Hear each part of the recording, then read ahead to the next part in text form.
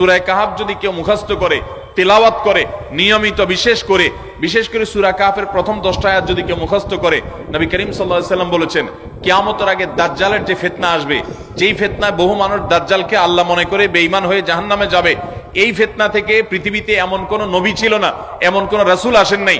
এই মানব ইতিহাসের প্রথম মানুষ আদম আলাইহিস সালাম থেকে নিয়ে আমাদের মুহাম্মদ সাল্লাল্লাহু আলাইহি সাল্লাম পর্যন্ত এই লক্ষ লক্ষ যত নবী রাসূল এসেছে, সমস্ত নবী রাসূলরা একটা ব্যাপারে সাবধান করে গেছেন, দাজ্জাল আসবে, যে দাজ্জালের হাতে পাওয়ার থাকবে এত বেশি, অলৌকিকত্ব থাকবে এত বেশি, সে মরা মানুষকে জিন্দা করে ফেলবে, জিন্দা মানুষকে বলবে সে মরে যাবে, তার হাতেই সব কন্ট্রোলিং পাওয়ার থাকবে, দুনিয়ার সমস্ত রিজিক তার হাতে কক্ষিগত থাকবে, এমন পাওয়ার থাকবে তাকে দেখে মানুষ বলবে হ্যাঁ এই তো আল্লাহ, এই তো সবকিছু পারে, বেঈমান হয়ে যাবে।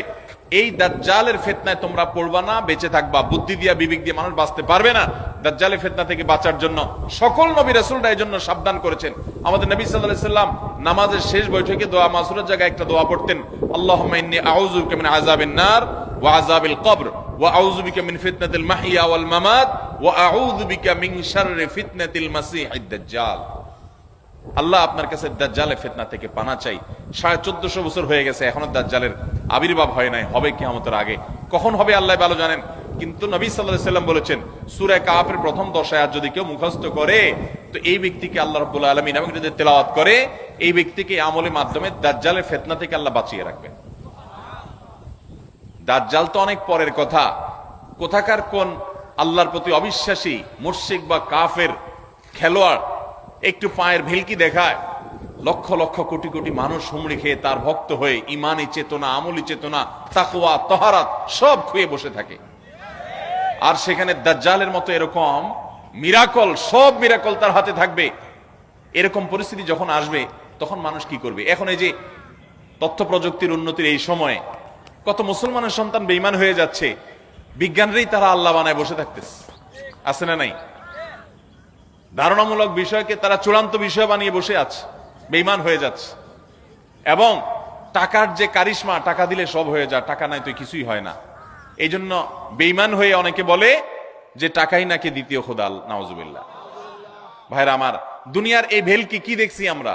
কিয়ামতের আগে ভেলকি আরো অনেক দেখবে আমাদের পরবর্তী প্রজন্ম, আমাদের ছেলে মেয়েরা, নাতিপুতিরা আরো অনেক ভেলকি দেখবে।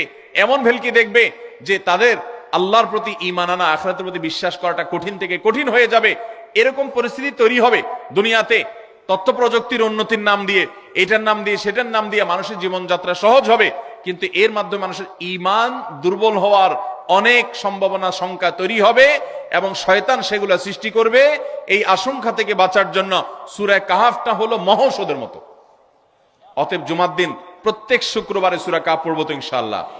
মায়েরা, বোনেরা, আমরা ভাইয়েরা যারা আছি, বাবারা যারা আছি, আল্লাহর ওয়াস্তে জীবনের তরে নিয়ত করে নেন আজকের মাহফিল থেকে, জীবনে কখনো বৃহস্পতিবার সন্ধ্যা থেকে শুক্রবার সন্ধ্যার আগ পর্যন্ত আমার হাজার ব্যস্ততা থাকুক, সূরা কাহাফটা পড়া ছাড়া আমি কোনো কাজ করব না ইনশাআল্লাহ। আমি আল্লাহর অনেক বান্দাকে ব্যক্তিগতভাবে জানি, আমি নিজেও এতটা গুরুত্ব দিয়ে করতে পারি না।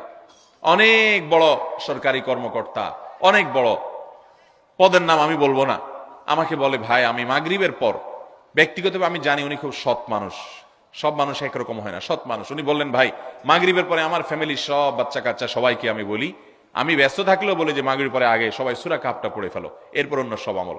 আমরাও চেষ্টা করবো না ইনশাআল্লাহ। কয়টা আমল গেল? 3টা, আর 2টা আছে। 4 নম্বর আমল হলো, দুনিয়াতে যত ফজিলতপূর্ণ আমল আছে এর মধ্যে সবচেয়ে বেশি ফজিলতপূর্ণ আমল এটা। খুব সহজ আমলটা, খুব সহজ, প্রত্যেক শুক্রবার আমরা এটা করতে পারি। আমলটা হলো, নবী করিম সাল্লাল্লাহু আলাইহি ওয়াসাল্লাম বলেছেন, মান বাক্কারা ইয়াউমাল জুমআতি ওয়াবতাকার, যে ব্যক্তি জুমার দিন আগে আগে ঘুম থেকে উঠবে, ভোরে ঘুম থেকে উঠবে, যে ফজর নামাজ পড়তে হবে, যে তাহাজ্জুদ পড়তে পারলে আরো ভালো, এবং মসজিদে আগে আগে যাবে, তাহলে আগে আগে ঘুম থেকে উঠবে, সবাইকে বাসার ডেকে দিবে, আগে আগে ঘুম থেকে উঠাবে। ওয়াগাসসালা ওয়াগতাসাল, ফরজ গোসল হলে ফরজ গোসল করবে, উত্তম রূপে গোসল করবে, ভালো করে গোসল করবে জুমার দিন। ওয়ামাশা ওয়ালাম ইয়ারকাব, জুমার নামাজের জন্য পায়ে হেঁটে মসজিদে যাবে, বাহনে চড়বে না। কেউ যদি মাজুর হয় সে বাহনে চড়লেও চলবে, কিন্তু সাধারণ যারা সুস্থ আছেন পায়ে হেঁটে মসজিদে যাবেন, বাহনে চড়লেন না। জুমার দিনের কথা, জুমার নামাজের কথা। ওয়াদানা মিনাল ইমামে ওয়ালাম ইয়ালগু, ইমামের কাছাকাছি গিয়ে বসবে, দূরে না। যত কাছে যেতে পারে একদম সামনের কাতার ইমামের কাছাকাছি গিয়ে বসবে, কোনো অনর্থক কথা বলবে না, দুনিয়াবি কথা বলবে না, বেহুদি কাজ করবে না। ওখানে গিয়ে যতক্ষণ সময় পাবে জিকির, আজকার, তেলাওয়াত, তাসবিহ, দোয়া, রোনাজারি, কান্নাকাটি, বই পড়া, দিনী কাজ করা, এর মধ্যে সে কাটাবে নিজেকে। এই কয়েকটা কাজ যদি করে তাহলে কাজ কয়টা হলো? আগে আগে ঘুম থেকে উঠা, ওই যে ফজর নামাজ জামাতের সাথে পড়া ইত্যাদি, গোসল করা উত্তম রূপে, আর পায়ে হেঁটে মসজিদে যাওয়া, বাহনে না চড়া, 4 নম্বর হলো ইমামের কাছাকাছি গিয়ে বসা, কোনো অনর্থক কাজ না করা। এই 4টা কাজ যদি কেউ জুমার দিনে করে, নবী করিম সাল্লাল্লাহু আলাইহি সাল্লাম বলেছেন ওই ব্যক্তি বাসা থেকে মসজিদ পর্যন্ত যে আসলো, যতগুলো পা ফেলবে, যতগুলো স্টেপ ফেলবে, যতগুলো কদম দিবে, প্রতিটা কদমের বিনিময়ে আল্লাহ রাব্বুল আলামিন তার অ্যাকাউন্টে, তার আমল নামাতে 1 বছর রাত জেগে, সারা রাত জেগে তাহাজ্জুদ নামাজ পড়লে এবং 1 বছর সারা দিন, প্রত্যেকটা দিন পুরা বছর জুড়ে নফল রোজা রাখলে যে পরিমাণ সওয়াব পাইতো, 1 বছর নফল রোজা, 1 বছর রাতভর জেগে তাহাজ্জুদের নামাজ পড়ার সওয়াব মাত্র একটা কদম ফেলার বিনিময়ে দিবেন। তাহলে আপনার বাসা থেকে যদি মসজিদে আসতে 100টা কদম হয়, 100 বছরের নফল নামাজ, 100 বছরের নফল রোজা, আপনি এটার সওয়াব আপনার অ্যাকাউন্টে জুমার দিন মাত্র 4টা কাজ করার মাধ্যমে আপনি পেয়ে যাবেন। এবং এটি অনেক হাদিস বিশ্লেষকগণ বলেছেন, কোরআন হাদিসে বহু ফজিলতের কথাই বলা আছে। এত বিপুল পরিমাণে, এত অধিক পরিমাণে সওয়াবের কথা যে কারো বাসা থেকে অনেকের আছে যেতে 500 স্টেপ পড়বে। 500 স্টেপ পড়লে কতটুকু হয়? সামান্য একটু জায়গা যেতে 500 কদম হয়ে যায়।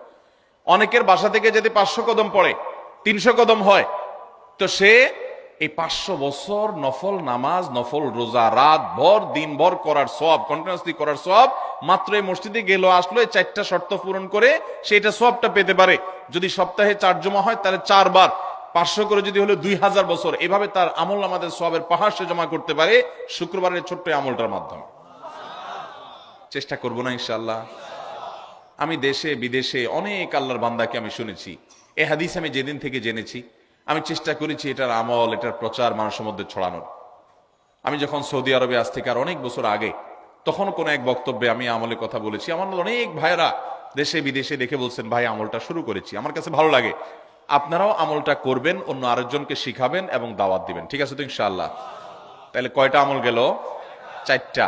1 নম্বর গেছে বেশি বেশি দুরূদ পাঠ করা, 2 নম্বর হলো জুমার দিনে ফজর নামাজ জামাতের সাথে পুরুষরা পড়া, 3 নম্বর হলো সূরা কাহাফ পড়া, তেলাওয়াত করা, আর 4 নম্বর হলো এই 4 শর্ত পূরণ করে মসজিদে আগে আগে গিয়ে সুন্দর করে খুতবা শুনে চলে আসা, কোনো কথাবার্তা, খুতবা চলাকালীন সময় কোনো কথাবার্তা, অনর্থক কাজ না করা।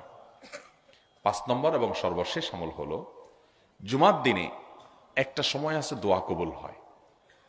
দোয়া কবুলের যে সময়গুলো আছে এর ভিতরে অত্যন্ত ইম্পর্টেন্ট একটা সময় হলো জুমার দিন।